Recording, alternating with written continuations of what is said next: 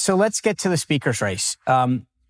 Where does it stand right now? How do you see this playing out this week? So, I actually really applaud how Speaker McCarthy left and really stepped aside because, as you saw from the beginning, it's been there's been a lot of tension in the conference as a whole. But I think that it's really coming down to between Jim Jordan and Steve Scalise. And from what I'm seeing, it's looking like it's going to be Jim Jordan. A lot of people realize that as he's been conducting some of these investigations, as you know, he let out the impeachment defense for Trump, and then he's been really head of House Judiciary. He's very trustworthy, but he has the ability to I think, bridge a gap that is in the conference. And so I actually talked to him a few days ago and I endorsed him. And as you know, early on, he actually came up to support my election. And I think it's important, especially right now, that we have someone in the negotiating room with the White House that can actually represent the interests of the American people from a fiscally conservative perspective. And so that's going to come up. As you know, the CR, we have literally less than 40 days now to write some of these appropriation bills. And so it's going to be an interesting time. But I think right now, in addition to what's happening overseas and in addition to what's happening financially in this country, he definitely has his work cut out for him. So let me work this through. Let's just say hypothetically that Steve Scalise, the other person, were to get enough votes, would you be comfortable supporting him? I am for supporting so we had an agreement that we're not going to leave the conference until we can get 218 votes.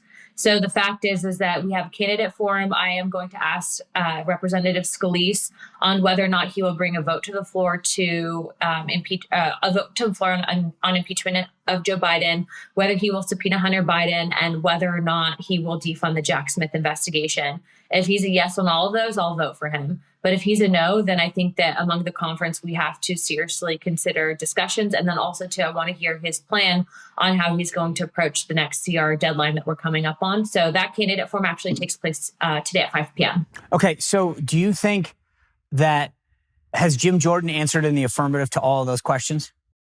Jim Jordan has absolutely on a number of occasions, not just, I think, acknowledged that, but he's shown that he's going to be doing it. So Jim is basically my hope for this country.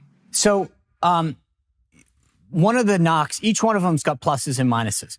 Correct. One of the knocks against Jordan is that you mentioned how expensive races are, that Scalise has raised tons of money. He can help. I mean, my concern, just so the audience gets this, is I've said you guys are the only thing standing between Joe Biden having complete control over the government, the left, right? If without this slim majority, we wouldn't have the inquiry that you're a part of. We wouldn't have the fiscal discipline efforts that are going on right now. And so I'm worried about maintaining a majority, and redistricting in Alabama and other states is making this a much, much closer election in terms of maintaining. Are you worried about Jordan's ability to raise money? No, because I think that once the speaker, the next speaker fight or the speaker is determined, that people will do the right thing and that they'll give. But also to remember, fundraising is key, but also to messaging is key. When you have an electorate that's really disenfranchised with how the country's being run, we had a promise that we would defund those 87,000 IRS agents. That didn't happen. They raised the debt ceiling. All of these things do impact constituents. And then also to remember the economy and not having a solution for dealing with the just runaway inflation is a huge problem. So I think that once the follow through is there, then you have an energized electorate that shows up to the polls to vote.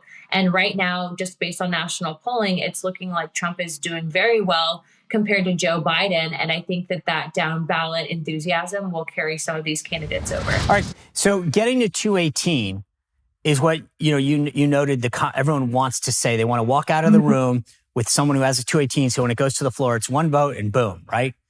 Correct. Here's what I don't understand, or here's what I'm wondering. So right now there's 221 voting members of the House conference. Let's say just for argument's sake that Jordan has 121 and Scalise has 100. How does somebody even if Scalise were to drop out, that doesn't necessarily mean that all of the 100 people that are supporting him are going to support Jim Jordan, right? Correct. But, I think that that's where those individuals can really talk to their friends and say, hey, this is the right thing to do for the better of the conference.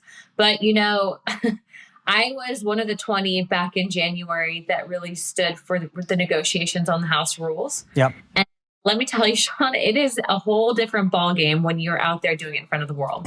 So I think that the pressure cooker turns on at a certain point. And I think that America wants to move forward. And there's a lot of external factors, especially with what's happening in the Middle East right now. And so I think that these individuals will do the right thing. So you mentioned the House rules. There are some of these members that are saying that they want to change the rule on the motion to vacate because it's still at 1, and they want it raised so that we don't have this happen again. Do you see, you fought very hard to get the rules package as it stands. Where do you think that plays out? I just think that complicates things right now. It does complicate things. And I would say that those members are being silly because they actually voted for that. So they either didn't read what the rules package was, which is very likely, or they just think that they're smarter than Jefferson, who actually wrote the rule. If this rule has withstood for hundreds of years and Nancy Pelosi was the only one to remove it, and now they have a problem with it because of the fact that it was an accountability tool. I think that those members need to think long and hard as to why they were elected. And I actually wrote a letter on October 2nd to then Speaker McCarthy's office to confirm with him that he was not wanting to change the rules package. And I did get a confirmation from him that they were not trying to change the rules package. So there's a rumor that McCarthy may try to allow himself to be nominated and become this consensus candidate. Do you think that's going to go anywhere today? I don't think so. Again, I think that he really did do the right thing and stepping away in the way that he did. And I think that he, maintained a respectable stance in that situation. And so really from what I'm seeing is it's between Scalise and Jordan now, and I've endorsed Jim Jordan. Your colleague down there in Florida, Matt Gaetz, was the one that instigated all this. He filed the motion to vacate. Where does he stand within the Florida delegation? There's rumors that people want to kick him out and and remove him from this and that. As far as the members of your delegation go, how is he viewed? I think that every single member of the delegation respects and understands that Matt Gaetz was duly elected by the wonderful people of Florida's first congressional district. And I think that it would be absolutely absurd for them to even advocate for that when you have someone like Adam Schiff still in the actual congressional caucus as a whole. And so I think right now, yes, people are upset, but Matt did something that was well within his right, and it was a parliamentary tool. He didn't do something illegal. He didn't do something that was anything more than legislating. And I've actually come out to, I think, say that, hey, retribution works in 2 ways. So if you're going to try to kick someone out of conference, just realize that it can happen to you too. And how do you, I know that he's talked about running for governor. Byron Donalds is running for governor. Jimmy Patronis is rumored to run for governor, your CFO down there. How is this, if at all, shaking out in that race? I actually haven't even thought about the governor's race, but what I can tell you is Matt is one hell of a debater. And as you're seeing, he literally on the House floor took on the entire Congress. And I would say won the national argument as to why we need single subject bills, which is hard to do, especially when you're explaining parliamentary tools to, I think, just the general population, because it's very into the weeds on certain things. And so I think that he's a force to be reckoned with.